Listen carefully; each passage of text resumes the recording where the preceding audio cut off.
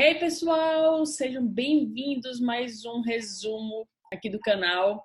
E hoje eu vou fazer o resumo do Trabalhe 4 Horas por Semana, do Tim Ferriss. É um livro incrível e antes de você ler o livro ou ver aqui o resumo, eu oriento que você abra sua cabeça, porque o livro do Trabalhe 4 Horas por Semana, o Tim Ferriss, ele fala umas coisas que muitas vezes foge completamente dos nossos padrões, assim, das coisas que a gente pensa. E o livro foi feito mesmo para isso, para quebrar esses padrões. Então, abra sua cabeça para o que você vai ver agora, porque se você abrindo a cabeça, você vai ter um monte de aprendizado e aí você vai ver o que ele tem de proposta para você e aí você vê o que você consegue aplicar, o que você consegue aplicar agora, aplicar depois, o que pode te ajudar. Eu sei que eu acabei de reler esse livro por conta dessa virada do ano, né, para 2020. E como eu estou fazendo, definindo vários hábitos, várias metas, várias coisas que eu realmente quero, eu quis reler esse livro porque ele dá uma injeção assim, de ânimo, de novas possibilidades incrível. Então eu quero compartilhar isso com vocês e vamos lá. Antes de mais nada, eu quero falar aqui sobre esses... É só sair aqui.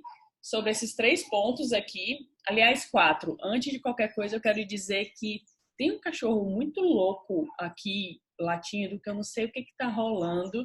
Que desde ontem que ele está muito louco. Então, tenta abstrair desse cachorro, porque eu preciso gravar esse resumo e esse cachorro não para. Então, vai ter que ser com ele. E as 3 outras coisas é sobre o que está aí na tela. Se você está vendo esse resumo pela primeira vez, fique ciente que esse resumo eu libero toda segunda às 15 horas e retiro ele do ar na outra segunda-feira. Então, ele fica disponível por uma semana aqui no meu canal, tá? Segunda coisa, esses resumos, eles não são os meus insights, as coisas que eu mais gostei do livro ou alguma coisa assim do tipo. O resumo é um resumo mesmo, completo do livro, das coisas que ele quer passar e tudo mais e tal, tá? Então não são meus insights, as coisas que eu mais gostei ou alguma coisa assim do tipo, tá bom? E terceiro, vai ter a Semana da Leitura Inteligente do dia 6 ao dia 10 de janeiro, tá? Se você quiser participar, porque vai ter 3 conteúdos muito incríveis que eu tô criando. E aí, se você quiser participar, é gratuito, tá? É só se cadastrar no link que vai ter aqui embaixo, colocar seu e-mail e pronto, que eu vou enviar tudo para você, beleza? Eu te garanto que vai ser uma semana incrível, que eu vou ensinar um monte de coisa para você, assim como o Tim Ferriss faz no livro dele, abrir sua mente para umas questões que algumas pessoas não estão se ligando muito, tá? Deixa eu só abaixar minha cabecinha para cá. E vamos lá. Seguinte, esse livro, Trabalhe 4 Horas por Semana, é do Tim Ferriss, né? E ele tem uma descrição aqui da Amazon. Eu compro normalmente meus livros na Amazon. Então, essa descrição aqui, ela é um resumo bem assim do livro, mas ele fala, né? O sonho de todo mundo, né? Trabalho 4 horas por semana. O que você faz? Para Tim Ferriss, o autor deste livro, esta não é uma pergunta fácil de responder. Dependendo do momento em que alguém fizer essa pergunta ao controvertido professor convidado da Universidade de Princeton, ele poderá responder: cruzo a Europa como piloto de motocicletas, ando de esqui pelos Andes, faço mergulhos no Panamá, danço tango em Buenos Aires. Ele passou mais de 5 anos aprendendo os segredos dos novos ricos, uma subcultura em franco crescimento que abandonou o plano de adiar a vida, escravo poupador aposentado, e passou a dominar as novas moedas de troca de tempo e mobilidade para criar estilos de vida luxuosos no aqui e agora. Seja você um trabalhador sobrecarregado ou um empresário preso ao próprio negócio, este livro é a bússola para um novo mundo e revolucionário. Junte-se a Tim Ferriss e descubra como ensinar seu chefe a dar mais valor ao seu desempenho do que a presença. Como cultivar a ignorância seletiva e gerar tempo com uma dieta de pouca informação. Quais são os segredos de gestão dos CEOs por controle remoto? Como preencher o vazio e criar uma vida plena depois de eliminar o trabalho e o escritório. Parece assim um sonho mesmo, mas esse livro ele é mega detalhado, ele dá o passo a passo de como fazer as coisas. Na minha visão, não é uma coisa fora da realidade, tá? Eu, por exemplo, eu já trabalho, eu não falo home office porque não necessariamente preciso estar em casa, então é como a gente chama, officeless. Eu trabalho onde tiver um computador e um acesso à internet, eu posso trabalhar. Então, uma parte disso do que é dito aqui no livro, eu já usufruo, né? Então, o restante, que é meio que você diminuir a quantidade de tempo para você ter mais tempo para você mesmo, é essa parte que eu preciso, vamos dizer assim, fazer, entender, ver como é que funciona e tudo mais, tá? E o Timothy Ferris, né, o Tim Ferris, esse carinha aqui, certo? Ele é nascido em 20 de julho de 77, escritor americano, empresário, investidor anjo e palestrante. Em 2007 lançou 4 horas por semana, né? E alcançou a posição número 1 na lista de best-seller do New York Times e número 1 na lista de best-seller do Wall Street Journal. Desde o seu lançamento, o livro 4 horas por semana ficou 7 anos consecutivos em listas de best-seller. Em 2010, lançou o livro 4 horas para o corpo, que eu também tenho, e é muito, muito bom também esse livro. E alcançou novamente a posição número 1 na lista de best-sellers do New York Times. Seu terceiro livro foi lançado em 2012, O Chefe de Cozinha de 4 Horas, e alcançou a posição número 1 na lista de best-seller do Wall Street Journal. Ou seja, ele meio que se garante, né, em lançar livro e ficar em primeiro.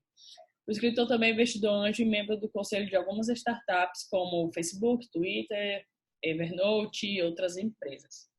Então, é um carinha descolado, ele gosta muito de conhecer coisas, então ele tem um conhecimento muito grande de coisas que ele quer se aprofundar. E ele fala bastante sobre isso no livro. Então, vamos lá, vou passar aqui para vocês um resumo do trabalho 4 horas por semana. E vamos lá, que tem muita coisa incrível, incrível, tá? E assim, o livro, ele tem muitos detalhes, ele sugere muitas ferramentas.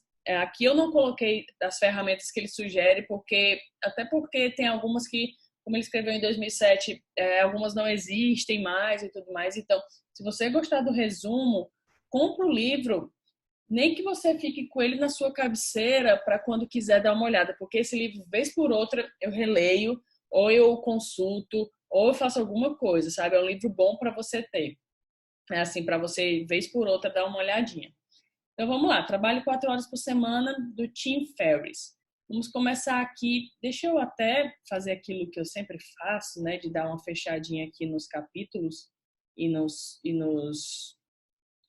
para poder não ficar tão grandão assim quando eu for abrir, porque eu já fico confusa das coisas que eu tenho que passar, senão acaba atropelando. Pronto. Não fiquem preocupados não com essa arruma de coisa, tá? É só mais detalhes. Então vamos lá. Antes de qualquer coisa, vamos começar pela faca. Ele fala: leiam isto, céticos. Ele fala: tenho que sair do meu emprego? Preciso correr riscos para trabalhar 4 horas por semana? Não. Tenho que ser um solteiro de 20 e poucos anos? De jeito nenhum. Tenho que viajar, só quero ter mais tempo. Tipo assim, porque essa pergunta é porque ao longo do livro ele fala bastante em viajar, né? De você ter o tempo livre e conhecer o mundo, né? Que é o que ele faz muito. Aí tem uma pergunta que as pessoas fazem, né? Eu tenho que viajar mesmo? Eu só quero ter mais tempo. Eu não quero ficar necessariamente viajando o mundo. Ele, não precisa. Tenho que ter nascido rico? Não. Tenho que ser formado por alguma faculdade de ponta? Não. Então, basicamente, ele vai te dar as orientações se você não for rico, não é formado na universidade de ponta, mesmo que não queira viajar o mundo inteiro, mesmo que você não seja solteiro de 20 e poucos anos e mesmo que você não queira sair do seu emprego. Então, preste atenção. A questão do livro é: como alguém pode viver como milionário com liberdade total sem primeiro ter $1 milhão? Essa é a questão do livro. E a premissa é simples: testar os dogmas mais básicos da equação vida-trabalho. Suas decisões se alterariam se a aposentadoria não fosse uma opção? Que tal se você pudesse ter uma mini aposentadoria para experimentar o seu plano de vida adiada de trabalhar 40 anos em favor dele. São as questões que ele fala antes de fato começar o livro, né? É realmente necessário trabalhar como escravo para viver como milionário? Então, tudo isso a gente vai falar aqui ao longo do livro e explicar como pode ser feito. Então, vamos lá. O primeiro passo, de definição. Advertências e comparações. Se você libertar-se das amarras de tempo e de geografia, seu dinheiro automaticamente passa a valer de 3 a 10 vezes mais. Ser financeiramente rico e ter a liberdade de viver como milionário são duas coisas fundamentalmente diferentes. O dinheiro se multiplica em valores práticos, dependendo do número de Qs que você controla na sua vida. O que você faz, quando você faz, em que lugar você faz, com quem você faz. Isso aí, esses 4 Qs, né, eles são os multiplicadores de liberdade, né? Quanto mais você consegue definir isso de um formato de mais liberdade de tempo e geografia, mais você tem liberdade e multiplica isso de alguma forma. A habilidade de escolher é o verdadeiro poder. Aí ele fala, quem são os novos ricos? Já que o livro fala bastante de novos ricos e etc e tal, que é mais ou menos essa definição que ele tem falado aqui, mas quem são de fato os novos ricos, né? É o funcionário que reorganiza sua agenda e negocia um acordo de trabalho à distância para conseguir 90% do resultado esperado em 1/10 do tempo, o que lhe libera tempo bastante para atravessar o país esquiando ou para fazer trilhas com sua família 2 semanas por mês. É o proprietário de um negócio que elimina os clientes e os projetos menos lucrativos, terceiriza inteiramente todas as operações e viaja o mundo colecionando documentos raros, montando via internet um website do portfólio do seu trabalho como ilustrador. É o estudante que decide arriscar tudo, que é nada, para montar um serviço de aluguel de vídeo online que produz uma renda de $5.000 mensais, por causa de um pequeno nicho de aficionados por HDTV e de um projeto que consome 2 horas semanais de trabalho e permite que ele dedique o resto do seu tempo para ser ativista dos direitos dos animais. As opções são infinitas. Isso aqui foi só alguns exemplos que ele deu, tá? Só uma questão aqui sobre, se você libertar-se das amarras de tempo e de geografia, seu dinheiro automaticamente passa a valer 3 a 10 vezes mais. É um ponto muito importante do livro, assim, já que a questão dele é você justamente conseguir isso, né? Conseguir se libertar das amarras da geografia, de não necessariamente você ter que trabalhar naquele local, naquela cidade e tudo mais, e de tempo. E ao longo do livro aqui você vai entender por quê. E o que ele fala é assim, por exemplo, aqui no Brasil a gente tem um real, né? E certamente se a gente for morar em outro lugar que a moeda é mais barata, não necessariamente é um país pobre ou alguma coisa assim do tipo. Mas a gente certamente tem algum país, como várias pessoas falam da Tailândia, por exemplo, que o seu dinheiro vale muito mais. Ou então as coisas são muito mais baratas. E aí, o tanto que você ganha aqui, quando você vai para lá, você é como se equivalesse a 10 vezes mais, né? Então, por isso que tem essas questões todas. Mas ele vai explicar, não se agonie não. Vamos lá. Então, essas aqui são as advertências e comparações. Regras que mudam regras.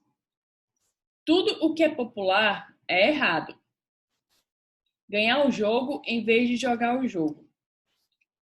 Por exemplo, aqui eu vou dar um exemplo. Ele fala sobre tudo que é popular é errado, porque ele fala que as coisas que são populares é meio que como se fossem regras autoimpostas, né?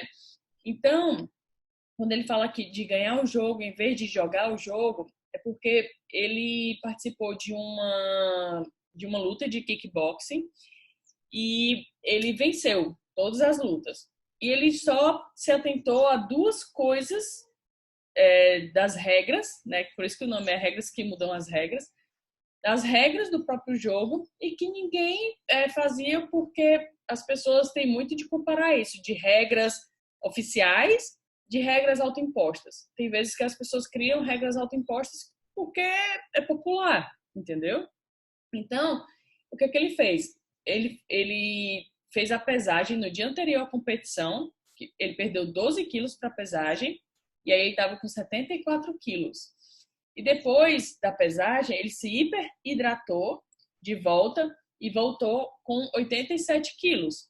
Ou seja, a regra falava que na pesagem ele precisava ter aquele peso. A regra não falava que na luta ele precisava manter aquele mesmo peso, sabe? Parece uma coisa óbvia, mas não está dito ali. E o que ele fez foi, ok, na pesagem eu tô com 74 quilos, ele perdeu 12 quilos em 18 horas, e depois que ele se pesou, antes de lutar, que acho que era um dia, ele se hiperidratou, passou um dia ali na batalha e voltou com 87 quilos. Ou seja, ele lutou com 87 quilos enquanto os outros estavam com 70 e pouco. Aí ele falou, pobres pequeninos. Então, para ele fica mais fácil estar com mais peso, lutar com alguém menos pesado, né? E o outro, ele fala sobre a tecnicidade no regulamento. Mais uma vez, regras oficiais e regras autoimpostas. Ele fala que lá na regra, quando o adversário cai do ringue, ele automaticamente, acho que 3 vezes se ele cair do ringue, ele perde, né? Então, a técnica que ele adotou na luta foi focar em derrubar o adversário dele do ringue. Lógico que o pessoal lá que luta deve ter ficado muito indignado por isso, mas é uma regra autoimposta por eles, assim, você derruba o pessoal do ringue, então não vale, não sei o quê. Mas para ele que estava ali querendo ver como é que ele poderia ganhar o jogo em vez de jogar o jogo, para ele funcionou, né? Porque é uma regra autoimposta. Então, ele focava em derrubar 3 vezes o adversário dele do ringue, entendeu? Então, ele focou só nessas 2 coisas, tá? E venceu. Coisa que tem gente lá que ele cita, né, que está treinando há 10 anos e não consegue. Aí fala, fazer o incomum dentro das regras. Aí ele fala, né, regras oficiais versus as regras autoimpostas, que é o que eu falei. Desafiar o status quo versus ser estúpido. O diferente é melhor quando é mais eficiente ou mais divertido. Não é que você tem que toda hora ficar desafiando o status quo só para desafiar. Você tem que desafiar o que você percebe que não está legal e que poderia ser diferente. Ele fala, se todo mundo define um problema ou soluciona de uma determinada forma e os resultados são insatisfatórios, é hora de perguntar, e se eu fizesse o contrário? Entendeu? Se a gente começar a se questionar de outra forma, né? Lembrar sempre dessas 2 coisas, regras oficiais versus as regras autoimpostas. Regras que devemos ter em mente ao longo deste livro, tá? Vamos ficar aqui ciente. 1. A aposentadoria é o seguro para o caso de acontecer a pior das hipóteses, tá? Então ele fala na cabeça dele, a aposentadoria é se você realmente não puder trabalhar por alguma questão de saúde, alguma coisa assim do tipo, tá? 2. Interesse e energia são cíclicos. Os novos ricos objetivam distribuir mini aposentadorias ao longo da vida, em vez de postergar o descanso e o prazer para o outro dos tolos, que é a aposentadoria. 1 mês de passeio para cada 2 meses de trabalho. É mais ou menos o padrão dele. A cada 2 meses de trabalho, 1 de passeio. Ele fala de mini aposentadorias, ao invés de esperar só para 70 e poucos anos para poder curtir a vida, ele fala para fazer isso ao longo dos anos, e por isso que tem essa regra 1, a aposentadoria é o seguro para o caso de acontecer a pior das hipóteses. E a ideia dele não é necessariamente parar de trabalhar simplesmente porque está em uma certa idade. 3, menos trabalho não significa preguiça. Nossa cultura tende a recompensar o sacrifício pessoal em vez da produtividade pessoal. Foque em ser produtivo em vez de focar-se em estar ocupado. Isso aqui é incrível, nossa sociedade foca muito nisso. A noção que se tem do tempo nunca está correta. para as coisas mais importantes, nunca temos certeza se é a hora certa. Se é importante para você e se você quer fazer finalmente, vá e faça. Depois, corrija os rumos ao longo do caminho. 5. Peça perdão, não permissão. Só tomar aqui uma água.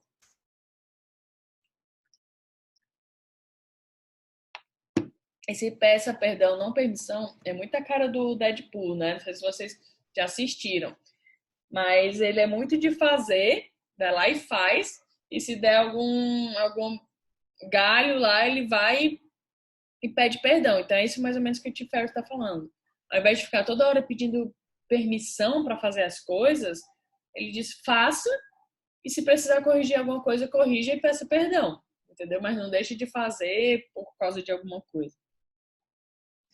Enfatize os pontos fortes, em vez de corrigir as fraquezas.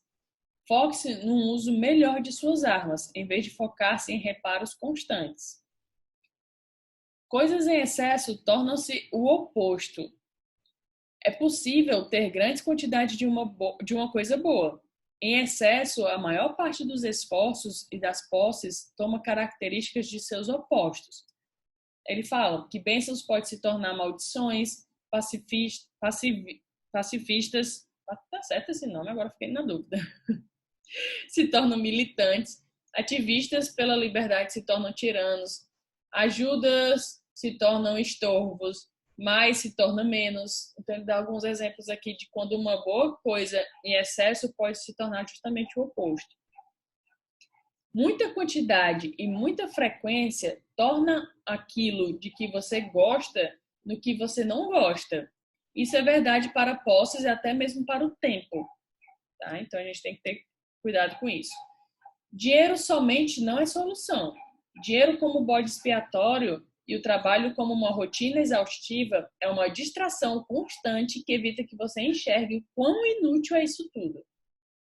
Tá? Então não é o dinheiro só pelo dinheiro. Renda relativa é mais importante do que renda absoluta. O amigo A trabalha 80 horas por semana e ganha 50 mil por ano. E o amigo B trabalha 10 horas por semana e também ganha 50 mil por ano. Quem estará mais rico quando chegar ao ponto final? O B, né? Trabalha 7 vezes menos. Renda absoluta usa uma única variável, o dinheiro. Então, muitas vezes, o que ele está querendo dizer aqui é que muitas vezes a gente fala assim, quanto fulano ganha? Quanto fulano ganha? Ganha 10 mil, ganha 15 mil, ganha 25 mil. Isso é a renda absoluta. Agora, a renda relativa usa duas variáveis, que é o tempo e o dinheiro. Então tá, fulano ganha 25 mil, mas trabalha, sei lá, 100 horas por semana. Fulano ganha 25 mil, mas trabalha 10 horas por semana. Olha aí, né, a diferença imensa. Fulano ganha 20 mil, trabalha 10 horas por semana, e fulano ganha 25 mil mais, mas trabalha 100 horas por semana. Então, a renda absoluta muitas vezes é pelo dinheiro, o que a gente está acostumado. Fulano ganha 25 mil, fulano ganha 100 mil por mês, fulano ganha não sei quantos mil por mês, mas a gente nunca analisa o tempo, né? Os melhores novos ricos ganham pelo menos 5 mil dólares por hora, tá? Ele fala aqui. Estresse é ruim, eustresse é bom. Estresse são estímulos prejudiciais que deixam você mais enfraquecido, menos confiante e menos capaz. Eustresse é usado no mesmo sentido da palavra euforia, modelos de comportamento que nos levam a exercer nossos limites. Os novos ricos são igualmente agressivos ao remover o estresse e buscar o eustresse, né? Então eles focam em ter eustresse ao invés de ter estresse. Ele fala aqui de algumas... Aí todo o capítulo ele termina com algumas perguntas e ações para a gente fazer, tá? Aí ele pergunta, o quanto estar sendo realista ou responsável o tem afastado da vida que você deseja? O quanto ter feito o que você deveria resultou em experiências inferiores ou arrependimentos de não ter feito algo mais? Olhe para o que vem fazendo atualmente e se pergunte, e se eu fizesse o oposto das pessoas ao meu redor? O que sacrificarei se continuar nesse caminho por 5, 10 ou 20 anos? Né? Então, regras que mudam regras, né? A gente pensar sobre esses pontos. Desviando dos tiros. Vencer o medo é igual definir o medo. Reserve um certo número de dias durante os quais você deve se contentar com suprimentos mais ínfimos e mais baratos, com a roupa mais simples e mais velha, perguntando-se a si mesmo: eram essas as condições que eu temia? Esse é o Sêneca, né? Uma frase do Sêneca.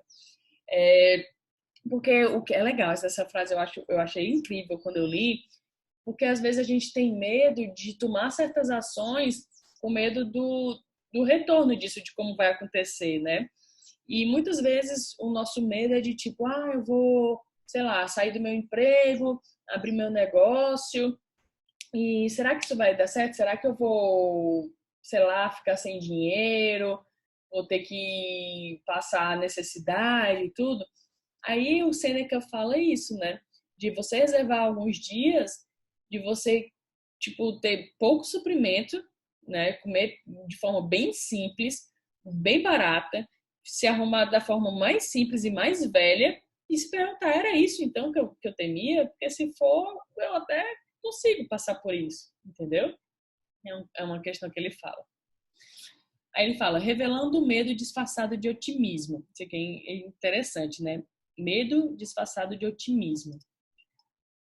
Não há diferença entre um pessimista que diz, é impossível, então precisa fazer nada, de um otimista que diz, não faça nada, vai dar tudo certo. Entende a diferença? O pessimista diz, é impossível, não preciso fazer nada. E o otimista diz, não faça nada, vai dar tudo certo. Entende? Nos dois casos, nada acontece. Tipo, nem o pessimista está fazendo nada, nem o otimista está fazendo nada. Eles só estão ali pensando. O pessimista pensando que não vai dar certo e o otimista pensando que vai dar certo. Mas ninguém está fazendo nada. O medo vem de várias formas e normalmente não chamamos de medo. Muitas pessoas inteligentes no mundo o disfarçam de outra coisa, uma recusa otimista.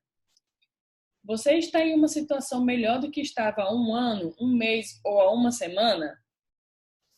Se não está, as coisas não vão melhorar sozinhas. Né? Então, tem que tomar alguma ação. Perguntas e ações. Se você está inseguro em relação a tomar uma atitude ou a simplesmente livrar-se do medo do desconhecido, aqui está o antídoto. Escreva suas respostas e não corrija. 1. Defina seu pesadelo. O que de pior poderia acontecer se você fizesse o que está cogitando fazer? Que medidas você poderia tomar para consertar os estragos ou deixar as coisas melhores do que eram antes, mesmo temporariamente? Quais são os resultados ou benefícios temporários e permanentes dos cenários mais prováveis? Se você fosse demitido do seu emprego hoje, o que faria para manter as coisas financeiramente sob controle? 5. O que você tem feito para se livrar do medo? O que mais tememos normalmente é aquilo que mais precisamos fazer.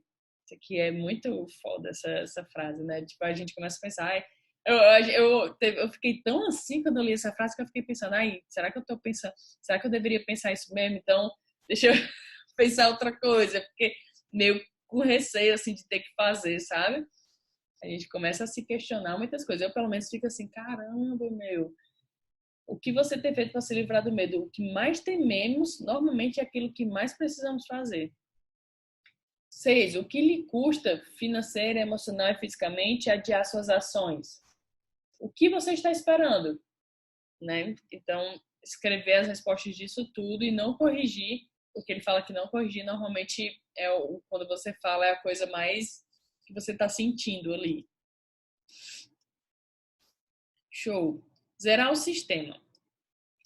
Ser razoável e objetivo, né? Você precisa ser.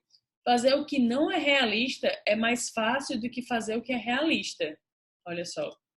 99% das pessoas no mundo estão convencidas de que são incapazes de conquistar coisas grandes, de modo que passam a objetivar coisas medíocres. O nível de competição é, portanto, muito mais acirrado para as metas realistas. exigindo, paradoxalmente, muito mais tempo e energia. Então, o que ele está querendo dizer? Que se 99% das pessoas têm metas medíocres, o nível de competição para atingir essas metas medíocres e realistas é muito maior e, por isso, precisa de muito mais tempo e energia, né? Porque tem muito mais gente querendo aquilo, né? Se você é inseguro, adivinhe, o resto do mundo também é.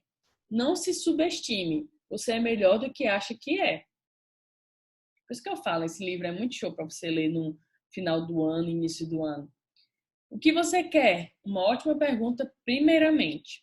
A questão que você deveria se fazer não é o que eu quero ou quais são os meus objetivos, mas sim o que me empolga fazer, né? O que me empolga fazer e você ir por esse caminho, entendeu? Corrigindo o curso, tornar-se não realista. 1. Os objetivos passam de desejos ambíguos para passos definidos.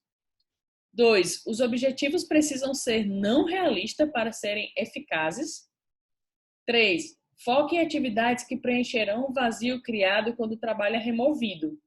Porque, como ele vai falar bastante de ganhar tempo por trabalhar de uma forma mais inteligente, vamos dizer assim, então, focar em atividades que preencherão o vazio criado quando o trabalho é removido. Viver como um milionário requer fazer coisas interessantes e não apenas possuir coisas valiosas. Agora é sua vez de pensar grande, né? Seguindo essas ideias. Perguntas e ações. O que você faria se não houvesse possibilidade de falhar? Se você fosse 10 vezes mais esperto do que o resto do mundo, o que você faria? 2. Preenchendo o formulário. O que você faria dia a dia se tivesse 100 milhões de dólares no banco? O que deixa mais empolgado para acordar de manhã cedo no dia seguinte? O que ser acarreta fazer? Isso aqui é legal, né? A gente pensar nisso. O que eu quero ser, certo, eu quero ser de tal forma. Essa tal forma de ser, o que que me acarreta, o que que eu tenho que fazer para ser? Quais são seus 4 sonhos que mudariam toda a sua vida? Determine o custo desses sonhos e calcule a renda mensal necessária para ambos os cronogramas. Você precisa, dos sonhos que você quer fazer, você precisa ter uma ideia da renda que precisaria ter para poder sustentar isso. Determine 3 passos para cada um dos 4 sonhos apenas no cronograma de 6 meses e dê o primeiro passo agora. Lá no livro ele dá um modelozinho de um formuláriozinho para você preencher, tipo no cronograma do que você vai fazer ao longo dos 6 meses para conquistar esses 4 sonhos. E aí ele fala para você fazer o primeiro passo agora, né? Então ele meio que já dá assim, tá aqui, comece a fazer alguma coisa em relação aos seus sonhos, pare de ficar aí achando que é impossível ou alguma coisa assim do tipo.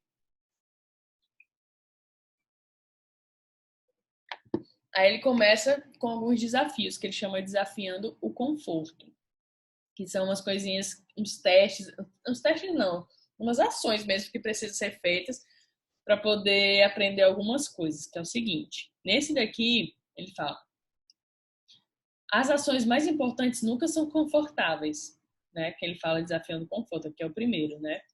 Para ter um estilo de vida incomum, você precisa desenvolver o hábito incomum de tomar decisões por você e pelos outros. Isso aqui é realmente. Eu comecei a testar isso, a tomar decisões por mim, pelos outros, muitas vezes, porque tem algumas pessoas, assim como eu. Então vamos lá, voltar aqui. Eu acho que você vai sentir um cortezinho agora na gravação, mas é o que é. Deixa eu só tirar isso aqui da tela. Vamos, meu filho, como é que eu saio aqui? Espera aí, galera. Tem essas dificuldades às vezes, né? Pronto, e como eu estava dizendo, então, às vezes a gente tem que tomar decisões pelos outros também, como já aconteceu comigo, porque as pessoas ficam na inércia, né? Não acabam decidindo e tudo mais. Então, é o que ele fala, as ações mais importantes nunca são confortáveis e para ter um estilo de vida em comum, você precisa desenvolver o hábito incomum de tomar decisões por você e pelos outros. A partir de agora, ele vai começar alguns exercícios progressivos, né? Que é como eu te falei, são os desafiando o conforto. Aprenda a encarar os olhos dos outros durante 2 dias. O exercício é o seguinte: pelos próximos 2 dias, pratique olhar nos olhos das pessoas, seja de pessoas que passam por você na rua ou pessoas que você conversa, até que elas quebrem o contato visual. Focalize um dos olhos do interlocutor e não deixe de piscar, para não parecer um psicopata ou tomar um chute na bunda. Né? Tipo assim, você focar só em um e não é para ficar assim, sem piscar, né? Você age naturalmente, né? Fica olhando e tal no olho. Durante a conversa, mantenha o contato olho no olho, enquanto você fala. Enquanto você está ouvindo é fácil, né? Enquanto a pessoa está falando é fácil. Agora, você falando, você ficar olhando para a pessoa no olho, piscar normalmente, tudo mais, para não ficar parecendo um doido, né? Pratique com pessoas maiores ou mais confiantes do que você. Se um transeunte, né, uma pessoa que está passando, perguntar por que raios você está olhando para ele, apenas sorrir e responda: desculpe-me, mas pensei que você fosse um velho amigo meu. Isso aqui que ele está passando é um exercício para a gente ter mais autoconfiança, assim, de ter coragem de encarar as pessoas e se sentir confiante daquilo, né? E esse exercício aqui eu já fiz e é muito, muito engraçado, assim, as pessoas ficam assim, né? Elas não se sentem muito confortáveis de encarar as pessoas nos olhos, sabe? Eu normalmente quando estou conversando com as pessoas eu olho muito para a boca. Então para mim foi bem complicado de ficar olhando assim para os olhos, foi um exercício assim, eu tive que ficar prestando atenção, mas é super legal. Faz isso para tu ver como ao longo do tempo as coisas vão ficando mais tranquilas. E vai ter outros exercícios aqui legais e bem diferentes que vão aprimorando isso na gente, sabe? Essa leveza, esse negócio de você se sentir mais confiante, tá? É bem legal. Então vamos lá. Vamos passar aqui para o próximo capítulo. Passo 2 é de eliminação. O fim do gerenciamento do tempo. Esqueça tudo o que você sabe sobre isso. Você não deveria tentar fazer mais a cada dia, tentar preencher cada segundo com algum tipo de trabalho compulsivo. Conseguir mais fazendo menos é imperativo, tem que fazer. Entre no mundo da eliminação. Como você usará a produtividade? Primeira coisa é se liberar do escritório, porque a expectativa nesse tipo de ambiente é que você esteja em movimento constante das 9 às 17. As pessoas, quando trabalham no escritório, eu já trabalhei muitos anos em escritório, você tem que ficar de 9 às 17 mostrando que está ocupado com alguma coisa, né? Porque se você não está ocupado, parece que você está ali frescando sem fazer nada, né? Evitar gastar horas com interferências burocráticas e usar o tempo livre restante para cumprir seus cronogramas para realizar seus sonhos, né? Porque a primeira coisa é você se liberar do escritório. Porque assim, quando a gente está, pelo menos eu percebi isso demais, de 9 às 5 no escritório, como você tem que mostrar que está ocupado, você tem que toda hora estar fazendo alguma coisa. Nem que sejam coisas improdutivas, como responder algum e-mail, como fazer alguma tarefa que poderia ter sido automatizada, sabe? Alguma coisa assim do tipo. Então a gente acaba tendo que ocupar esse tempo inteiro para mostrar que está ocupado. Quando a gente sai, trabalha como eu trabalho no Officeless, a gente acaba fazendo o que tem que ser feito, né? Então, naturalmente, como não tem essas interferências burocráticas, a gente não tem que ficar provando que está trabalhando de 9 às 17, a gente normalmente busca ser mais produtivo para realizar mais nossos sonhos também, tá? Lógico que eu ainda não estou nesse modelo perfeito, tanto que eu estou lendo esse livro justamente para poder relembrar esses conceitos, para poder exercer isso de uma forma mais possível. Ser eficaz versus ser eficiente. Eficaz é fazer as coisas necessárias para deixá-lo mais próximo de seus objetivos. Eficiência é fazer uma determinada tarefa, importante ou não, de forma mais econômica possível. Há dois truísmos para ficar em sua cabeça. Fazer bem algo desimportante não torna importante. 2. Tornar muito tempo não torna uma tarefa importante. Tomar muito tempo não torna uma tarefa importante, né? Então tem que ficar com isso na cabeça. Fazer bem algo desimportante não torna importante e tomar muito tempo não torna uma tarefa importante. O que você faz é infinitamente mais importante de como você faz. Eficiência é uma coisa importante, mas é absolutamente inútil, a menos que a menos que seja aplicada às coisas certas, né? Pareto e seu jardim, o 80-20 e liberdade a partir da futilidade. Vilfredo Pareto viveu entre 1848 e 1923 e o trabalho mais influente dele no curso de Economia Política abordava a lei da distribuição de renda, que passou a ser chamada de Lei de Pareto e que passou a ser princípio 80-20. Esse princípio 80-20, ele que o Vilfredo Pareto descobriu é que 80% da riqueza e da renda era produzida e possuída por 20% da população, né? E, ou seja, 80% da riqueza era produzida por 20% da população. Esse é o princípio 80-20, porque esse princípio 80-20 ele pode ser aplicado em praticamente qualquer coisa. 80% dos resultados são produzidos por 20% dos esforços. Então, quais são os 20% de causas responsáveis por 80% dos meus problemas e da minha infelicidade? Normalmente é assim, ó. 20% dos clientes de uma empresa produzem 80% de renda da empresa. Cara, isso é em qualquer lugar. 20% de tarefas que você faz é que produz 80% dos resultados que você produz para a empresa. Tudo esse princípio 80-20 é aplicado. E você pode testar que é assim. Então, quais são os 20% de causas responsáveis por 80% dos meus problemas e de minha infelicidade? Se a gente conseguir descobrir isso, é um bom caminho, né? Quais 20% de causas quais 20% de causas responsáveis por 80% dos meus resultados positivos e de minha felicidade? Nas semanas que seguiram, apliquei o princípio 80-20 a inúmeras áreas, incluindo propaganda, isso foi o Tim Ferriss que fez. Os anúncios com 80% ou mais de retorno, procurei as características comuns entre eles e os multipliquei ao mesmo tempo que eliminei todos os outros. Ele aplicou 80-20 a afiliados e parceiros online. Foquei em 2 afiliadas que geravam 90% da receita. Meu tempo de gerenciamento despencou de 5 a 10 horas por semana para 1 hora por mês, focando só em 2 afiliadas, enquanto ele tinha um monte, que ele citou lá, e tirou, porque esse outro monte só era 10% da receita e não valia a pena gastar 5, 10 horas por semana com esses 10%, enquanto os 90% da receita precisava só de 1 hora por mês para gerenciar. Falta de tempo é, na verdade, falta de prioridades. Por isso que o 80-20 é tão legal da gente... quais são os 20% que produzem 80% dos resultados?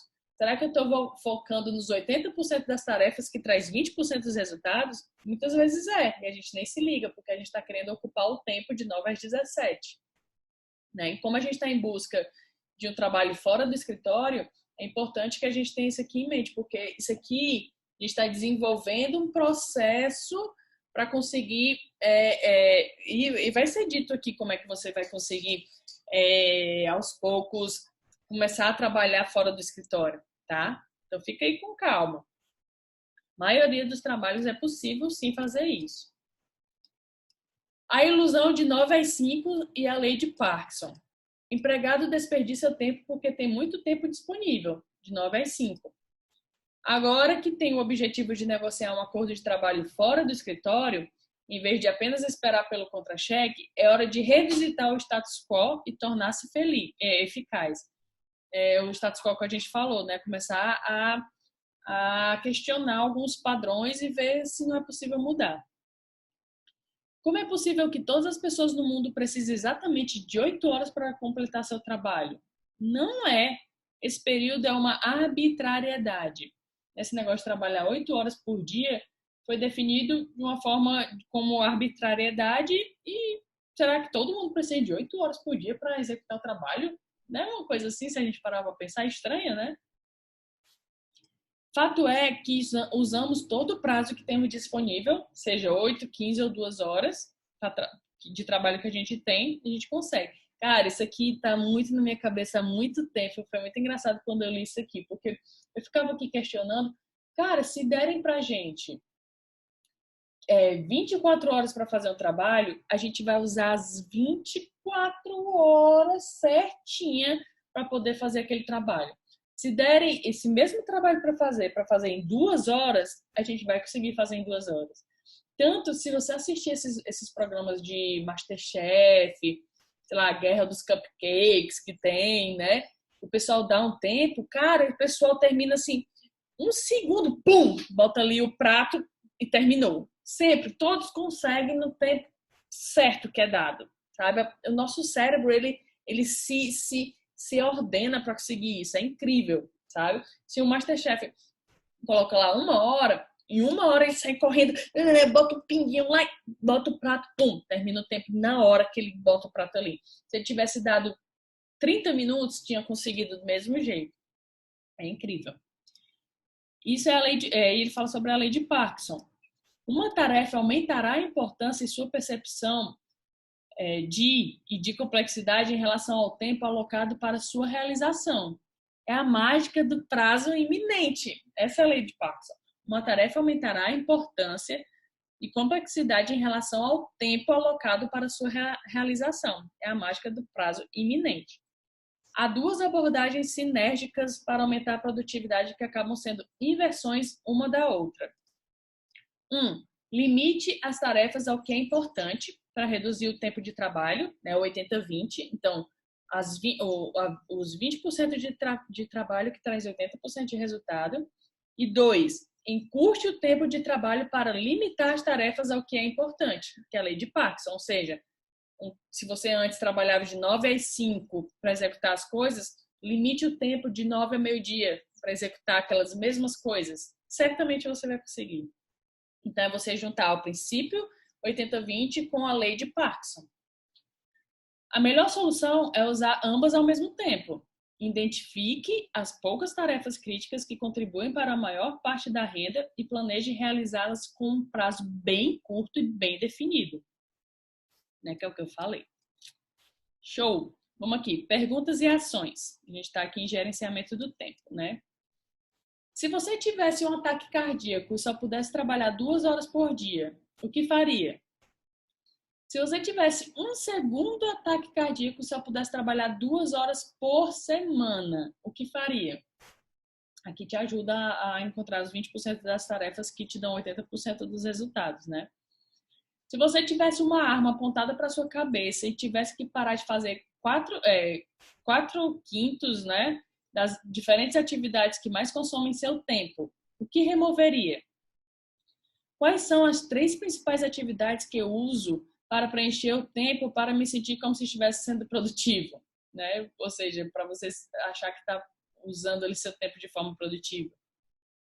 Quem são os 20% de pessoas responsáveis por 80% do que lhe dá prazer e o empurra para a frente? E quem são os 20% responsáveis por 80% do que lhe causa depressão, raiva e lhe inspira dúvidas? Aprenda a perguntar-se: se for a única coisa que eu fizer hoje, ficarei satisfeito com o meu dia? Coloque um post-it no monitor do seu computador ou crie um lembrete para alertá-lo pelo menos 3 vezes por dia com a pergunta: você está inventando coisas para evitar o que é importante? Não faça várias coisas ao mesmo tempo. Não faça, não vai dar bom. Use a lei de Parkinson em esferas macro e micro. Na esfera macro, tente ir embora do escritório por volta de 4 horas da tarde e tirar a segunda e ou a sexta de folga. Isso forçará a priorizar algumas atividades. Esfera micro, limite o número de itens em sua lista de coisas a fazer e use prazos impossivelmente curtos para forçar a ação imediata e ignorar minúcias irrelevantes. Você seguindo aqui essas 9 coisas vai ajudar muito. Desafiando o conforto, né? Mais um exercício. Aprenda a propor 2 dias. Pare de pedir opiniões e comece a propor soluções. Que filmes a pessoa pergunta, né? Que filmes deveríamos ver? Ao invés de você perguntar isso, você oferece uma solução ao invés de responder: o que você quer fazer? entendeu? Ao invés de você perguntar assim, a pessoa, voltando aqui em um minuto, a pessoa pergunta, que filme deveríamos ver? Normalmente a gente responde, né? O que você quer fazer? Né? A gente não propõe solução. O que vamos fazer hoje à noite? Normalmente a gente responde, o que você quer fazer? Onde vamos comer? A gente responde, o que você quer comer? A gente nunca propõe, né, a solução. Aí ele fala assim, que ao invés de agir assim dessa forma, sem propor soluções, a gente começar a propor soluções, né? Pelo menos durante 2 dias, para começar a testar em meios profissionais e pessoais. Então, uma coisa que ele sugere, né? Que, por exemplo, que filmes deveríamos ver? A gente poderia responder assim, sugiro que, sei lá, Harry Potter, o que você acha? O que vamos fazer hoje à noite? Gostaria de propor um jantar à luz de velas, por exemplo. Onde vamos comer? Posso dar uma sugestão? Aí a gente dá a sugestão, entendeu? Sempre a gente tá ali desafiando o conforto e propondo alguma coisa, ao invés de estar sempre perguntando, né? É uma forma da gente treinar a nossa decisão, a nossa, né, de propor ideias e tudo mais. Show! A dieta pobre em informação. Problemas, via de regra, resolvem-se sozinhos ou desaparecem caso você se elimine como gargalo de informação ou delegue poderes a outros. Então, quando a gente vai começar a falar aqui bastante sobre a gente como é que eu digo, se substituir, né? Lembrando que a nossa meta é a gente ter mais tempo para a gente e se afastar mais do escritório, tá? Ter mais tempo e ter liberdade geográfica. Então, problemas, via de regra, resolvem-se sozinhos ou desaparecem caso você se elimine como gargalo de informação ou delegue poderes a outros. Eu botei aqui, na experiência própria, let it burn, deixa queimar, né? Então, eu já fiz vários testes, inclusive depois de ter lido esse livro. Eu, como líder, já testei algumas situações de liderados meus perguntarem o que é que faz, como é que resolve tal situação. Isso eu até vi o meu próprio líder fazendo comigo também. E não responder, olhar aquilo e let it burn, deixa queimar. E isso aí eu fiz assim, me eliminei como gargalo, né? E aí, quando você vai ver, horas depois, ou um dia depois, alguma coisa assim do tipo, foi resolvido, né? De alguma forma foi resolvido. Lógico que se não for uma coisa que tá assim, que, poxa, tá incendiando, tá não sei o que, é lógico que eu vou ajudar, mas se ver que é uma coisa que se eu deixar queimar ali vai dar certo, aí eu testo sim, e funciona mesmo. Cultivando ignorância seletiva. Ser seletivamente ignorante. É imperativo que você aprenda a ignorar ou a redirecionar todas as informações e interrupções irrelevantes, desimportantes ou impraticáveis. A maior parte se enquadra nas 3 categorias, né, de relevante, desimportante ou impraticável. A maior parte das informações gasta o seu tempo, é negativa, irrelevante para seus objetivos e fora do seu âmbito de influência. Desafio: olhe para tudo o que você leu ou assistiu hoje e me diga qualquer coisa que não tenha pelo menos 2 dessas 4 características apresentadas. É negativa, gasta tempo, irrelevante e fora do seu âmbito de influência. Né? Ter dúzias de assistentes pessoais, curadores, sem precisar pagar um centavo. Depois que eu li esse livro, eu pensando agora, eu acho que foi em relação a quando eu li esse livro. Mas há muito, muito tempo que eu não assisto jornal, que eu não leio jornal, que eu não leio notícias, que eu não vejo nada de notícias sobre nada. Né? Eu simplesmente foco no meu trabalho, foco nas coisas que eu quero aprender, foco nos meus relacionamentos, na minha vida e tal. E eu não leio nada. Mas eu basicamente tenho uma dúzia de assistentes pessoais sem precisar pagar um centavo. Quando acontece alguma coisa realmente importante, a notícia chega para mim sem eu mesma ir atrás dela, né? Eu tenho curadores. Ah, tu viu o que aconteceu, não sei o quê? Eu, não, o que foi? A pessoa explica e tudo mais e aí já me dá um resumo do que aconteceu, entendeu? Sempre. Então, assim, eu não sei se você gosta desse tipo, mas você poderia até testar para ver como é que funciona. É bem interessante. E até é legal que quando você chega no local, você na conversa você diz, e aí, o que tá rolando? E o pessoal começa a conversar e tudo mais e tal. Como ler 200% mais rápido em 10 minutos sem nenhuma perda de compreensão.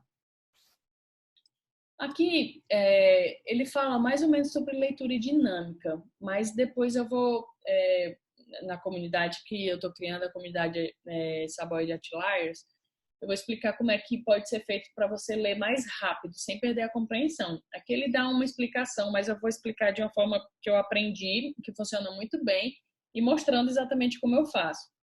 Mas assim, durante 2 minutos, use uma caneta ou um dedo para correr sobre cada linha o mais rapidamente possível. Durante a leitura, você faz uma série de saltos visuais, chamados sacadas, e usar um guia visual evita regressão, né?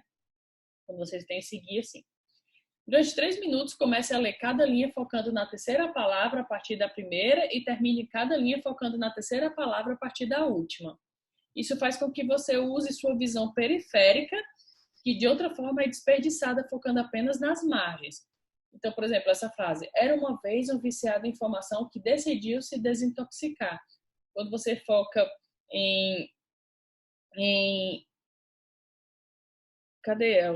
Aqui na verdade é vez, né, e decidiu. Quando você foca nesses dois, você tem uma visão periférica do restante da frase.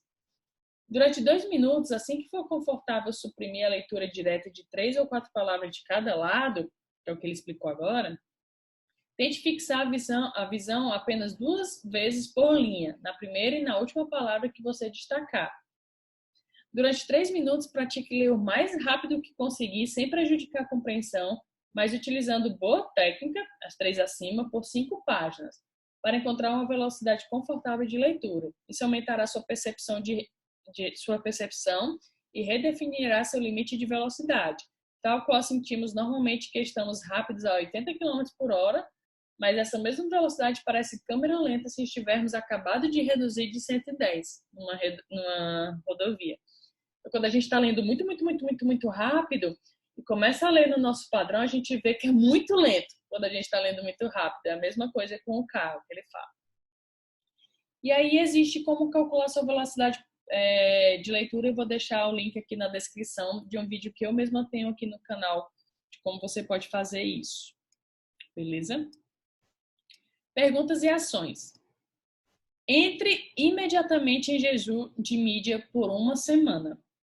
Jejum de mídia por uma semana. Pare de ver notícias e jornal e notícias e jornal e notícias e jornal. Pare. Desenvolva o hábito de perguntar a você mesmo: será que vou realmente usar essa informação para algo imediato e importante? Ou será que essas informações só estão enchendo minha cabeça e me estressando, que não é bom? 3. Pratique a arte de não acabar as coisas. Desenvolva o hábito de não acabar o que for chato ou improdutivo, a menos que seu chefe mande você terminar. Isso acontece muita gente com leitura, que compra um livro e não gosta do livro e acha que tem que ler o livro inteiro porque começou, porque comprou. Não, para! Se não gostou, não termina, entendeu? Se é chato, não precisa ser feito, senão a vida fica muito chata, entendeu? Se não gosta do livro, vai para outro. Não tem que ter essa pressão de ter que terminar o livro, não, viu? Tem não. Tem que ser legal. Desafiando o conforto. Conseguir números de telefone durante 2 dias. Aqui ele sugere que você vá, tipo assim, num shopping, isso homem ou mulher, e mesmo que você seja casado, tá? Mas depois você pode só descartar, mas é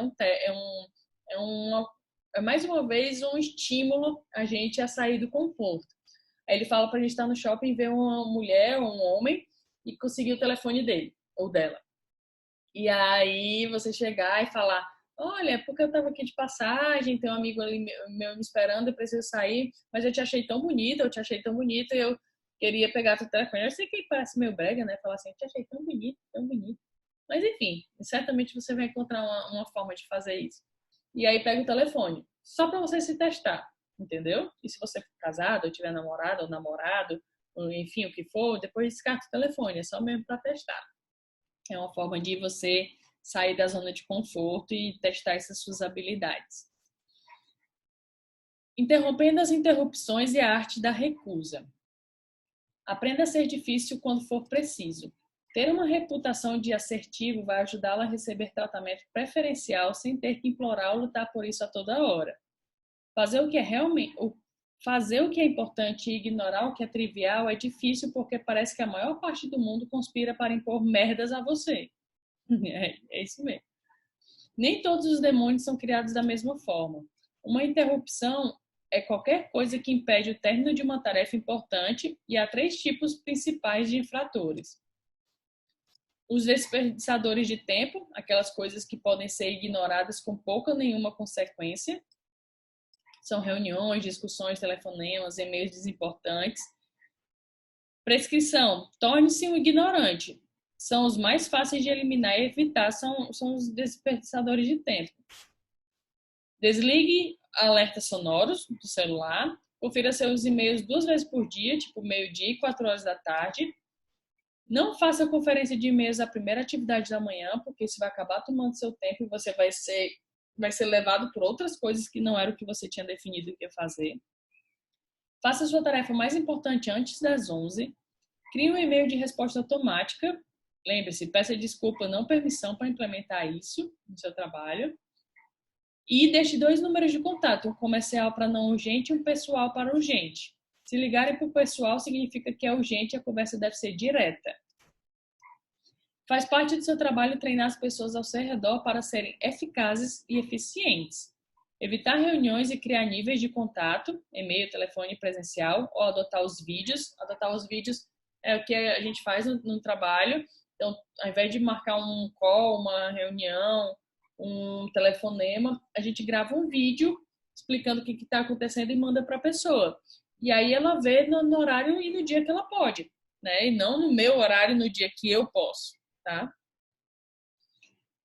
Reuniões devem ser marcadas para tomar decisões sobre uma situação pré-definida e não para definir o problema. Defina o horário que a reunião acabará e mantenha-as curtas. Tá lembrando, pessoal, que isso aqui é mais uma vez você está se preparando para daqui a pouco conseguir se libertar do escritório, né? Então, tudo isso que está sendo falado aqui é para você preparar o terreno. Então, desperdiçadores de tempo, né, que faz às vezes você trabalhar, passar mais horas, é por causa dessas coisas aqui que acontecem ao longo do caminho. Os outros infratores são os consumidores de tempos, que são tarefas repetitivas ou pedidos de coisas que precisam ser feitas, mas frequentemente interrompem trabalhos de grande importância. Então, ler, responder e-mails, fazer e retornar telefonemas, burocracia de clientes, relatórios financeiros ou de vendas, mensagens pessoais, todas as ações e tarefas necessárias e repetidas. Prescrição. Crie lotes e não vacile. Crie lotes assim.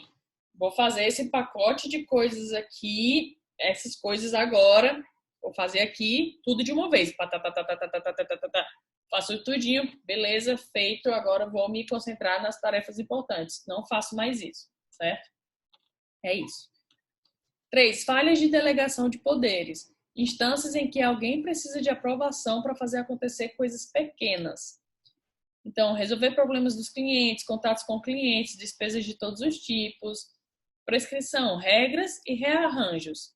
Incrível como o QI de alguém parece dobrar logo que você dá a ele responsabilidade e indica que você confia nele. Se você é um funcionário microgerenciado, né, tenha uma conversa franca com seu chefe e explique a ele que você quer ser mais produtivo e interrompê-lo menos. Você quer ter mais autonomia. Então, quando você delega e dá mais responsabilidades para as pessoas e diz que confia neles, muitas das atividades saem de você e as coisas fluem muito mais rápido. Desenvolva regras e rearranjos antes de dar mais autonomia, tá? Então, você pode definir algumas regras.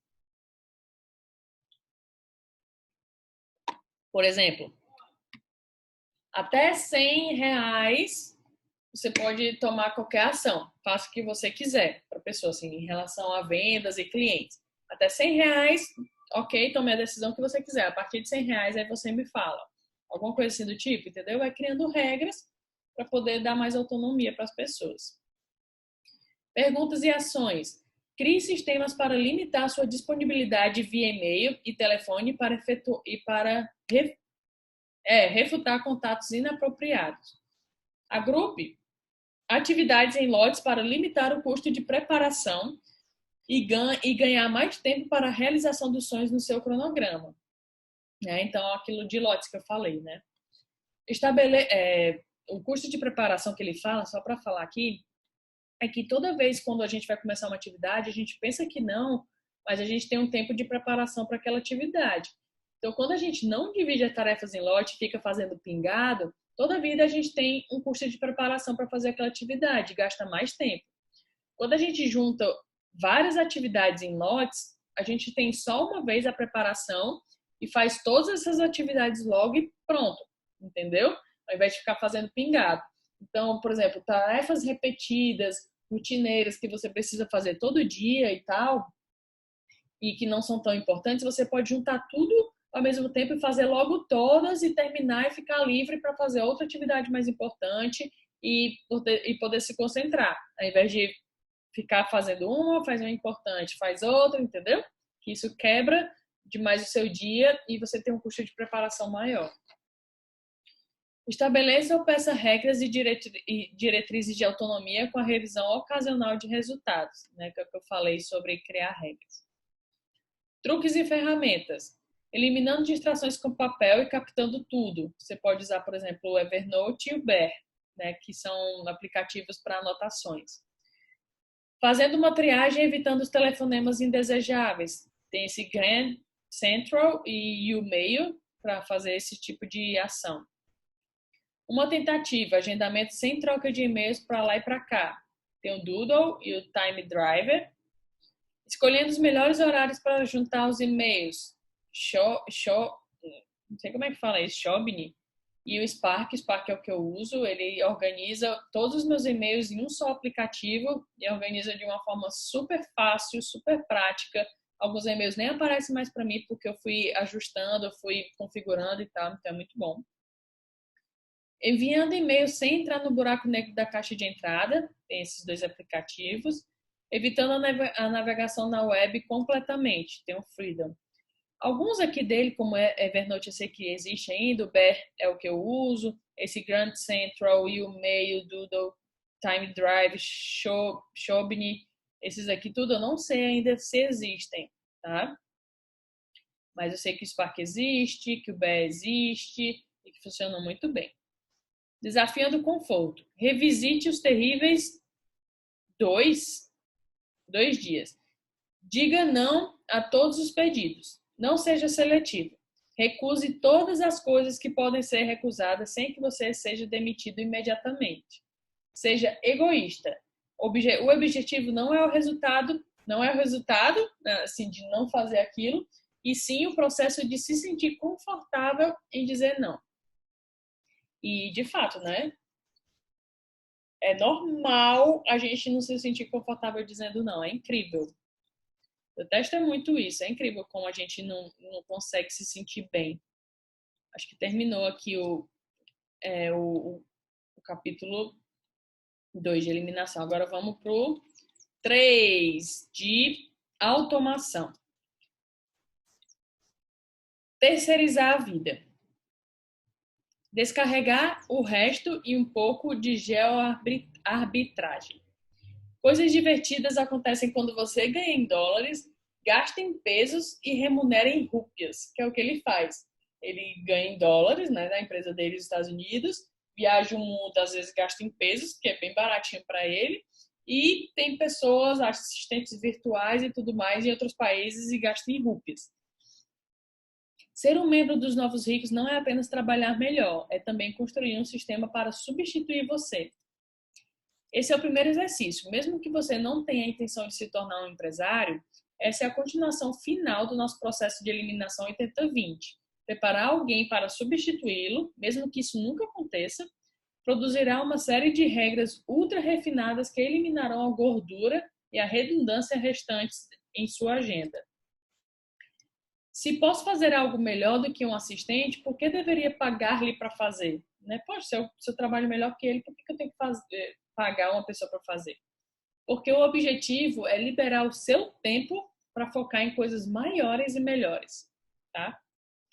Se usar o seu tempo que vale entre 20 a 25 dólares por hora para fazer algo que alguém pode fazer por 10 dólares por hora, é simplesmente um mau uso de recursos. O que ele está querendo dizer é, se você ganha de 20 a 25 dólares, ou sei lá quantos, sei lá, vamos supor que você ganhe 50 reais por hora, simplesmente é um mau uso de recurso você fazer alguma coisa que poderia pagar alguém por 10 reais a hora para fazer.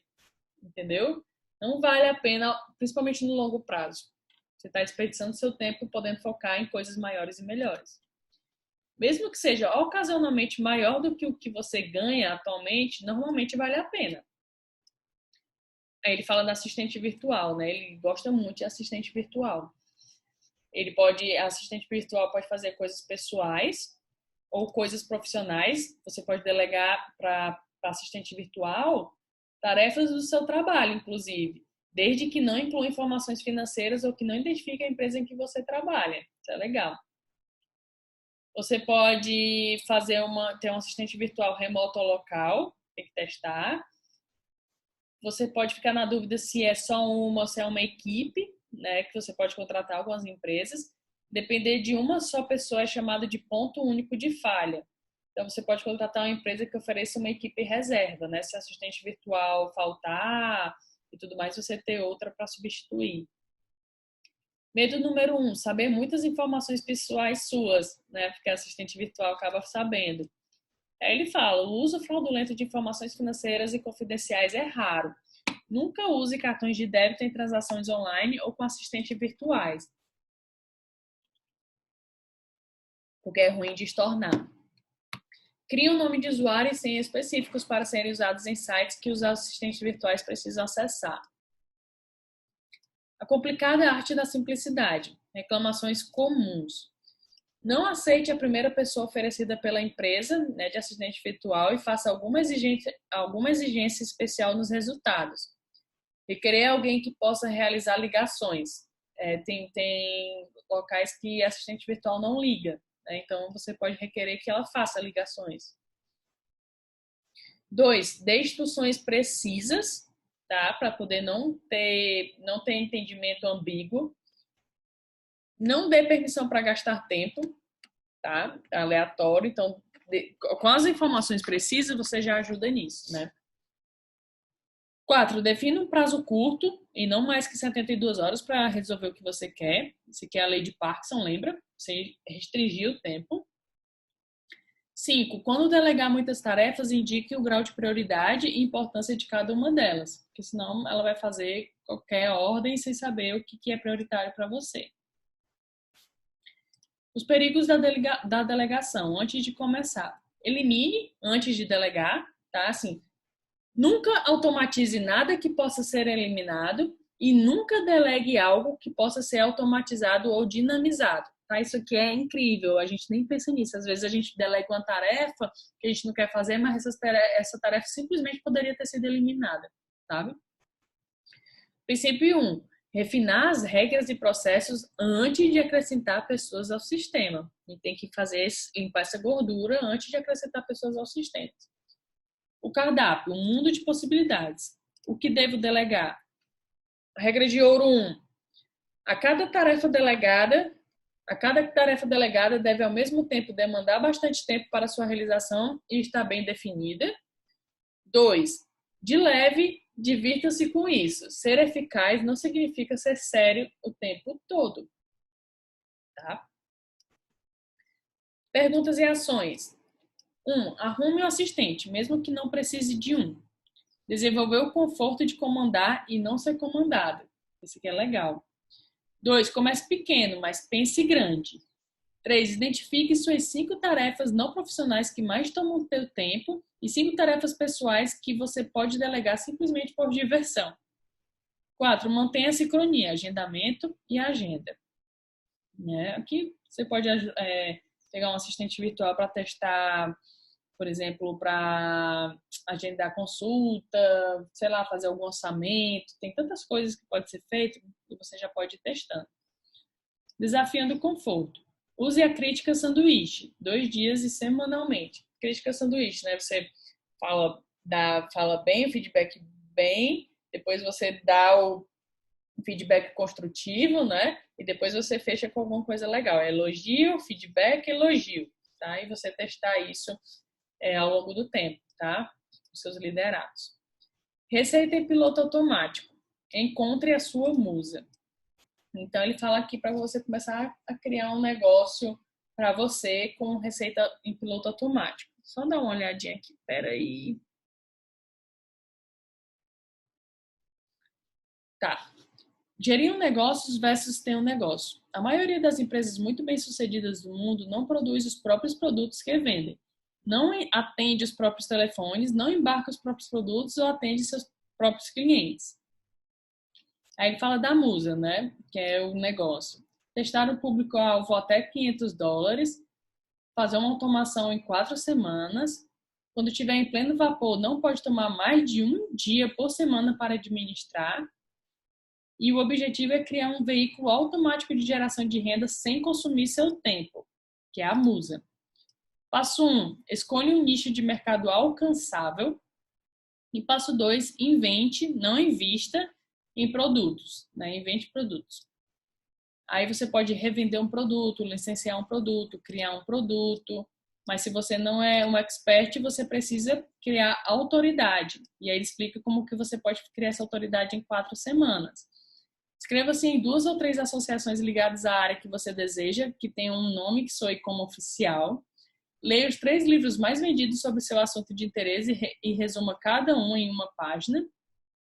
Ministre um seminário gratuito de 1 a 3 horas em uma universidade renomada próxima. E, opcional, ofereça-se para escrever 1 ou 2 artigos para revistas comerciais ligadas à sua área. 3, entre para o Profinet. Acho que é eu não me lembro exatamente o que é isso. Desse daqui, depois teria que ver.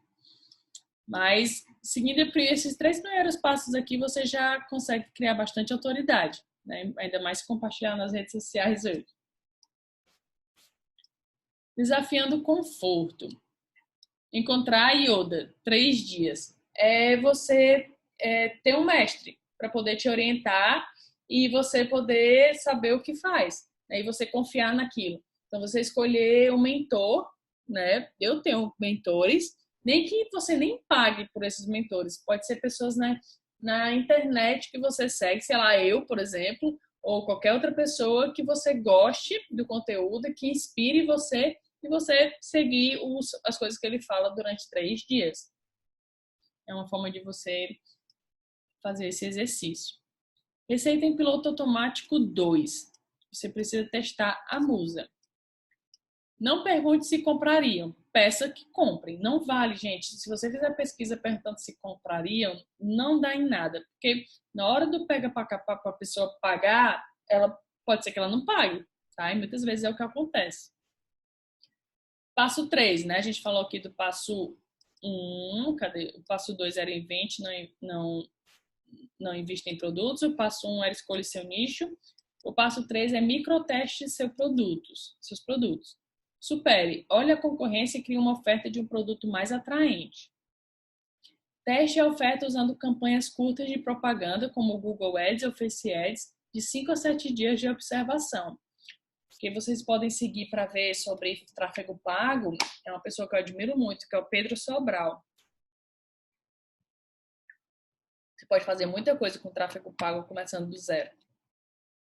Eliminar e investir. Corte as perdas com os fracassados no teste e fabrique os vencedores para partir para a venda.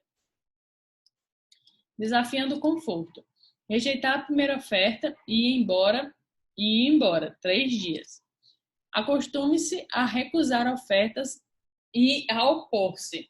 Né? Muitas vezes a gente, por exemplo, ele dá um exemplo da gente ir para um canto, pedir desconto e recusar. Não, então não vou comprar não. E ir embora. Entendeu? Porque às vezes a gente já vi, inclusive, gente fazendo isso, que compra só porque gastou o tempo do vendedor ou alguma coisa assim do tipo, entendeu? Mas busque, ele fala, né? Se acostume a recusar ofertas e ao poço, tá? Para poder a gente criar calo, né? Receita em piloto automático 3, que é o gerenciamento pela ausência. O CEO, controle remoto. Negócio dirigido pelo processo e não pelo fundador. Né? Tem muita empresa que é dirigida pelo fundador e não pelo processo.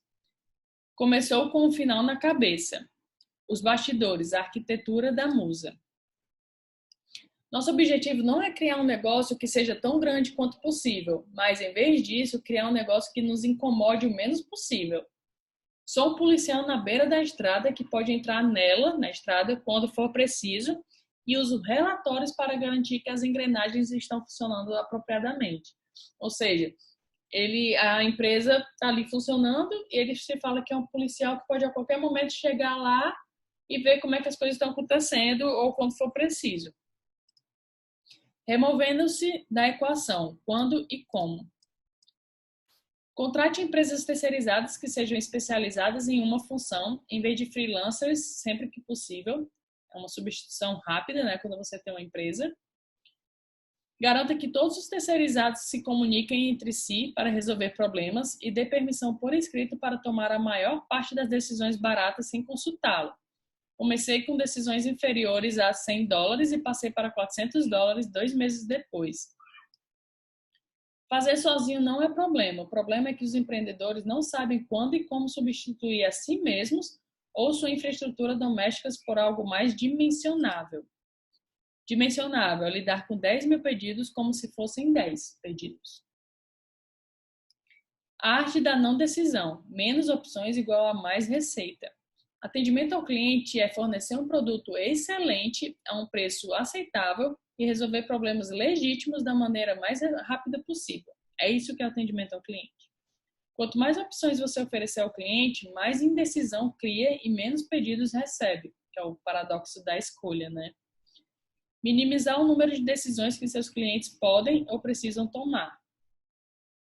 Nem todos os clientes são criados da mesma forma. Em vez de lidar com clientes problemáticos, recomendo que você evite que eles façam o primeiro pedido. É o 80-20 clássico, né? Você precisa escolher também, porque existem clientes tóxicos. Aqueles que mais gastam são os que menos reclamam. Isso é incrível, incrível. Eu tenho modelos de cliente que tem acesso gratuito na empresa onde eu trabalho e clientes que pagam R$ 8.000 para ter acesso. E os que pagam R$ 8.000 não reclamam. E os que têm acesso gratuito são os que mais reclamam. É incrível. Garantia de satisfação. Como vencer qualquer coisa para qualquer um. A garantia de 30 dias ou seu dinheiro de volta está morta. As garantias de satisfação não só limitam o risco dos consumidores, mas também colocam a empresa em risco financeiro. Tipo, entregamos em menos de 30 minutos ou então é de graça. Vocês já viram isso? Eu não me lembro qual é, acho que é a Domino's. Se seu carro for roubado, nós pagamos $500 de garantia de seu seguro. 110 de garantia de funcionar em 60 minutos após a primeira dose. Então, são essas que a empresa se arrisca, né? Pequena Blue Chip, como parecer uma das 500 maiores empresas em 45 minutos. Não seja o CEO ou fundador. Ponha vários e-mails de telefone de contato no site. Configure uma secretária eletrônica com resposta interativa de voz. Não use endereço residencial. É uma forma de você parecer enorme.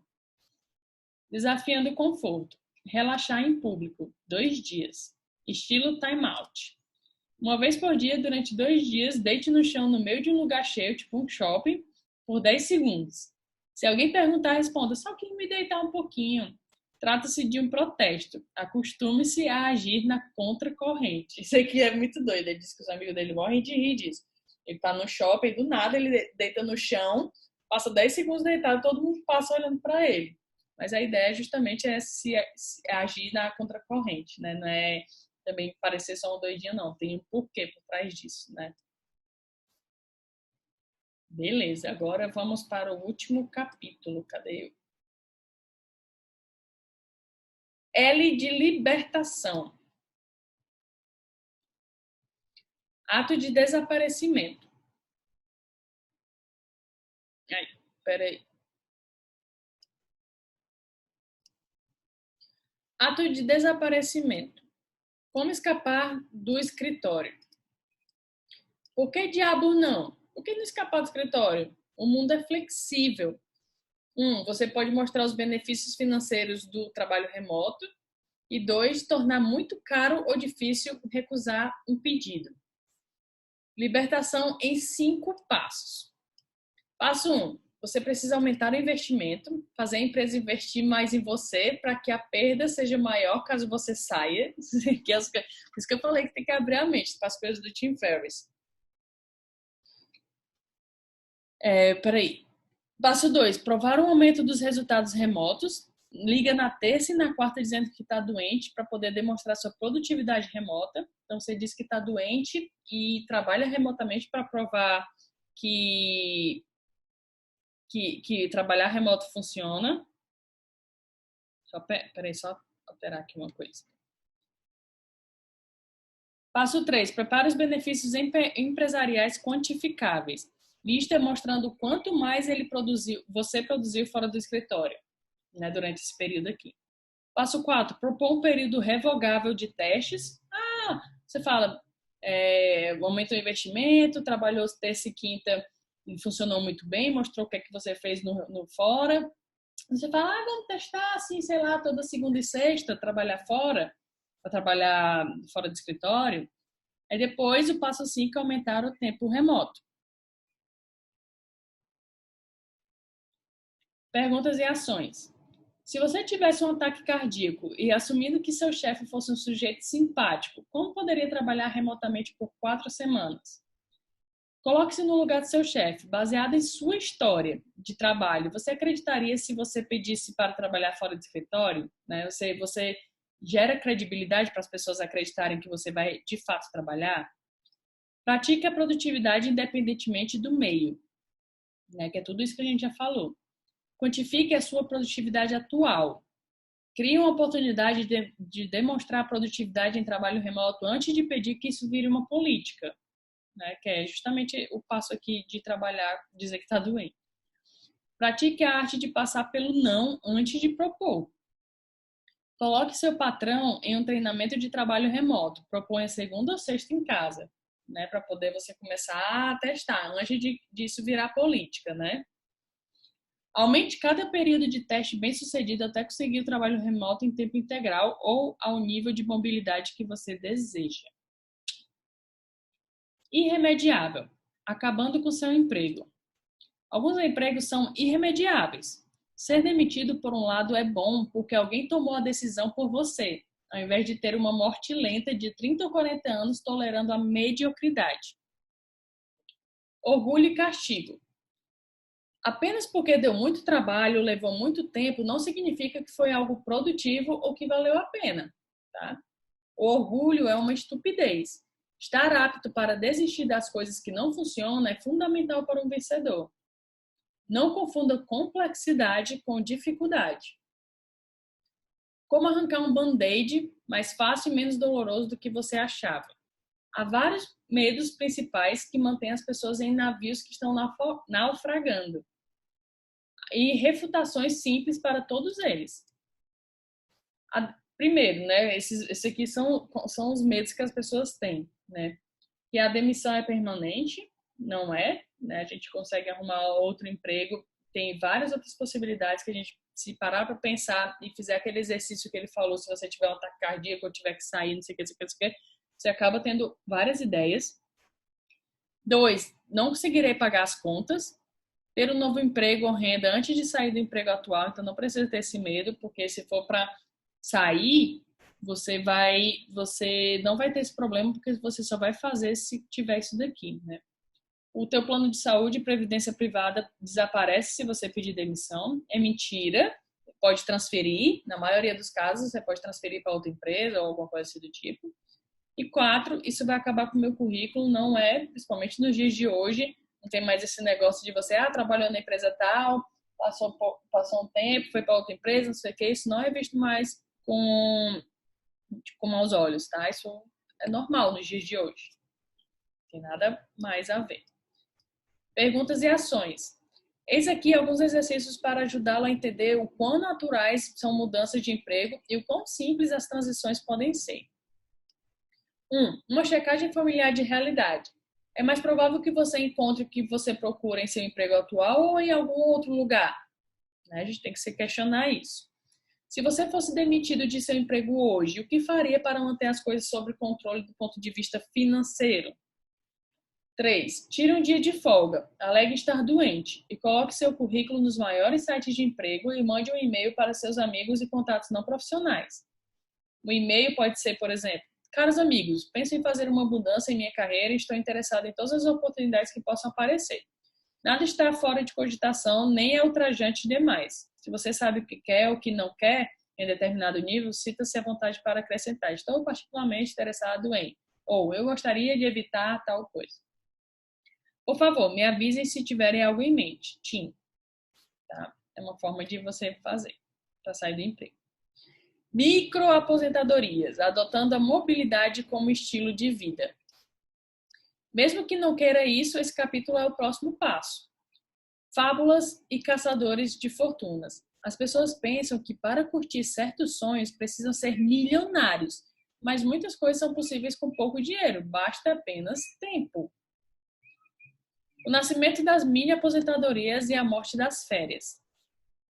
Por que não pegar os 20 a 30 anos normais de aposentadoria e redistribuí-los ao longo da vida, em vez de guardar tudo para o final? A alternativa às viagens aceleradas. Pressupõe que você vai de lugar em lugar durante 6 meses antes de voltar para casa ou se mudar para outro lugar. São as antiférias, no sentido mais positivo. A mini aposentadoria não é uma escapada da vida, mas um reexame dela.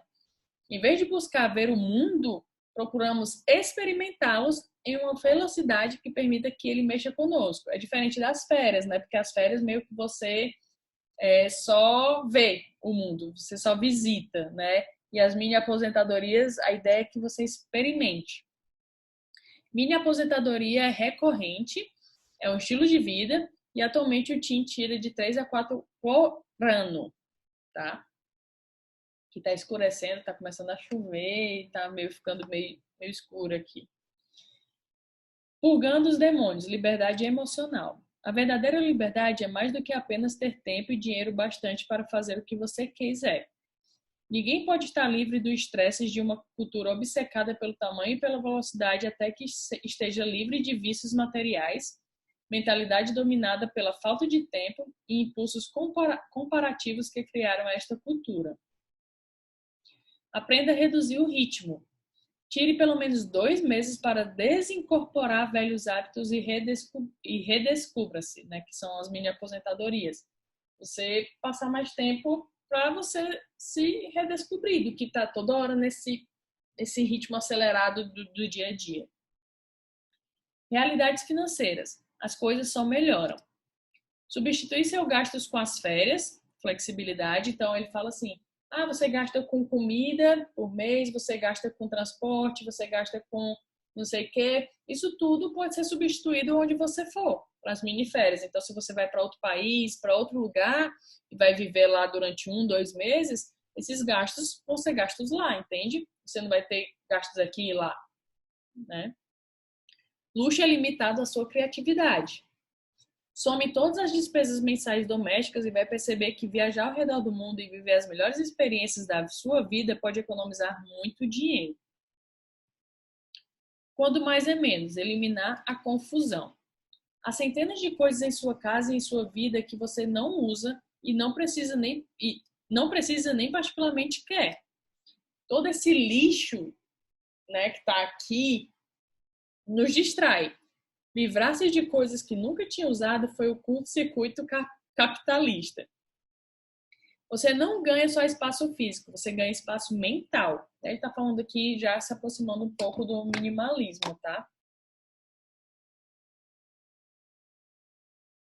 De fato, eu não sei se vocês já viram a série da Marie Kondo no Netflix. É muito legal. E ela fala justamente isso, para ter só as coisas que importam e que nos deixam alegres. Deixa eu só ver aqui uma coisa, que tá chovendo muito. Deixa eu ver se está direito. Show.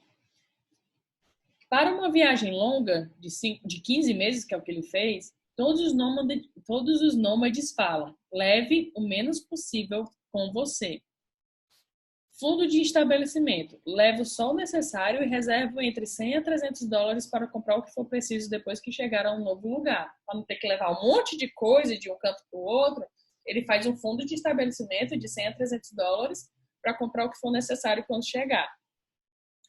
Faça as malas como se fosse voltar em uma semana. Ao invés de fazer uma mala vai passar 2 meses fora e levar uma mala de 2 meses, faça uma mala de uma semana. Entendeu? Ele diz que é até legal, porque você começa a comprar coisas lá e tudo mais e tal. Coisas essenciais por ordem de importância. Então, você pode, roupas para uma semana, apropriadas à estação do ano, levar cópias autenticadas dos seus documentos mais importantes, cartão de débito e crédito, uma pequena corrente de bicicleta para proteger sua bagagem quando estiver em trânsito ou em albergues, dicionários eletrônicos dos idiomas que você usará, e um bom e completo guia de viagem são importantes para você. Perguntas e ações. Faça um gráfico instantâneo de receitas e investimento. O que você pode eliminar? Entendeu? O que você pode eliminar de despesas também? Fazer um gráfico e começar a estudar suas contas e tudo mais. 2. Defina os medos que você sentiria em uma aposentadoria de 1 ano em um lugar dos sonhos na Europa. Quais são esses medos? De falar, de não ser entendido, do que seria? Escolha um lugar para a sua própria mini aposentadoria. Aí ele dá alguns dos principais locais que ele conheceu e que ele acha seguro e que tem um bom qualidade de vida e tal. Argentina, China, Japão, Inglaterra, Irlanda, Tailândia. Muita gente fala da Tailândia, principalmente para brasileiro. Alemanha, Noruega, Austrália, Nova Zelândia, Itália, Espanha, Holanda. E prepare-se para viajar. Isso aqui, seguir esse passo a passo. Preenchendo o vazio. Acrescentar vida depois de subtrair trabalho. Não estamos buscando mais tempo livre, e sim viver mais e crescer mais. Quando você se liberta do escritório, as vozes dentro de sua cabeça ficam mais altas, e de fato, ficam muito mais altas. Dúvidas e frustrações. Você não está sozinho. Estou realmente fazendo isso para ser mais livre?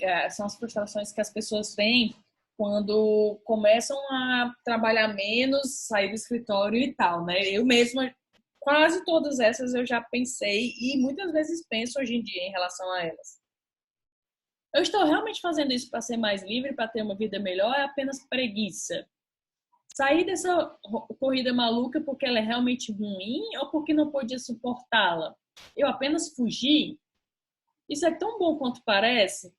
Talvez eu fosse melhor quando apenas seguia ordens e ignorava as possibilidades. Pelo menos era mais fácil. Sou realmente bem-sucedido ou estamos apenas me enganando? Será que reduzir meus padrões para fazer de mim um vencedor? E meus amigos que ganham o dobro do que ganhavam há 3 anos estão no caminho certo? Por que não estou feliz? Posso fazer qualquer coisa e ainda assim não estou feliz. Será que ao menos mereço isso? A maior parte disso pode ser superada assim que reconhecemos o que são de verdade. São comparações defasadas usando os parâmetros mentais de mais é melhor e dinheiro é sucesso, que já nos criam problemas. Qual o sentido da vida? É irrespondível. É irrespondível responder qual é o sentido da vida. Assim como coisas além de sua esfera de influência, como e se o trem atrasar amanhã? Por isso, merecem ser ignoradas. Se você não puder definir ou não puder agir, esqueça. Se você aprender apenas isso com este livro, estará entre o 1% mais realizador do mundo e manterá a maior parte do estresse filosófico para fora da sua vida. Vou repetir porque eu gaguejei. Se você não puder definir ou não puder agir, esqueça. Se você aprender apenas isso com este livro, estará entre 1% mais realizador no mundo e manterá a maior parte do estresse filosófico para fora da sua vida. Afiar sua caixa mental de ferramentas práticas e lógicas é ser inteligente e direcionar os seus esforços para onde possam fazer diferença para você e para os outros, né? Achei super legal essa parte, na verdade. A questão central, rufem os tambores, por favor. A vida existe para ser curtida e a coisa mais importante de todas é sentir-se bem consigo mesmo. O que posso fazer com o meu tempo que me fará curtir a vida e sentir-me bem comigo mesmo? 2 componentes são fundamentais baseados em dúzias de novos ricos. Aprender continuamente e servir, né? Isso basicamente é a vida. Aprendizado ilimitado, afiando a lâmina, né? Viver é aprender. Aprenda um novo idioma e ganhará um segundo par de lentes através do qual poderá questionar e compreender o mundo. Esporte ajuda a sair do apartamento e conhecer novas coisas. E servir pelas razões completas, pelas razões corretas. Salvar as baleias ou matá-las e alimentar as crianças, né? A gente tem que entender isso. Fazer algo que melhore Fazer algo que melhore alguma vida além da sua. Diferente de filantropia, preocupação altruísta com o bem-estar da humanidade. Não se torne um snob por conta da sua causa. Minha causa é mais importante que a sua. Tem gente que fala, né, quando tem uma causa, se acha foda, né, porque tem aquela causa e se acha mais importante. Faça seu melhor e torça pelo melhor.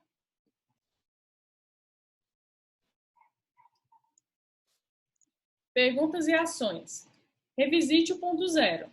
Não faça nada. 2. Faça uma doação anônima para uma entidade assistencial de sua escolha.